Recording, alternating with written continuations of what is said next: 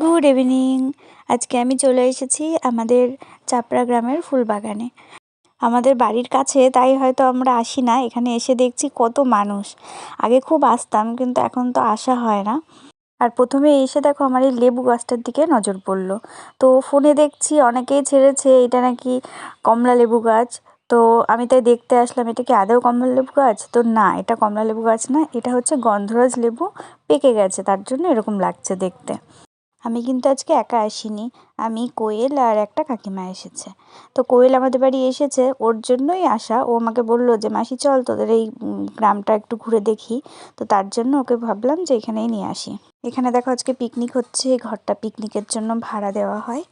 আর কত মানুষ এসেছে দেখতে পাচ্ছ। মানে আমি বিয়ের পরপর যখন প্রথম প্রথম আসতাম এখানে, তখন কিন্তু এত লোকজন, এত দোকানপাট কিছুই ছিল না। ওই শুধু আশেপাশে কয়েকটা লোক আসতো দেখতে। তবে তখন ফুল ছিল, খুব সুন্দর ফুল ছিল, যেদিকে তাকাতাম শুধু ফুল আর ফুল। কিন্তু এখন দেখো দোকানপাট আছে, লোকজন আছে, অথচ কিন্তু মাঠে ফুল নেই। এখন আর এটা ফুল দেখার জায়গা না, এটা এখন মেলা দেখার জায়গা হয়ে গেছে।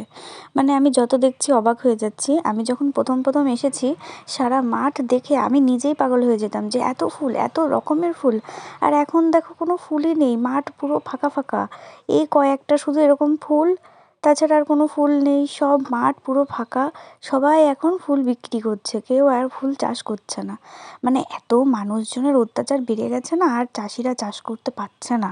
এই হলুদ চন্দ্রমল্লিকা, সাদা চন্দ্রমল্লিকা, জারবেরা, আরও কত রকমের ফুল যে ছিল এখানে, কিন্তু এখন সত্যি কিচ্ছু নেই।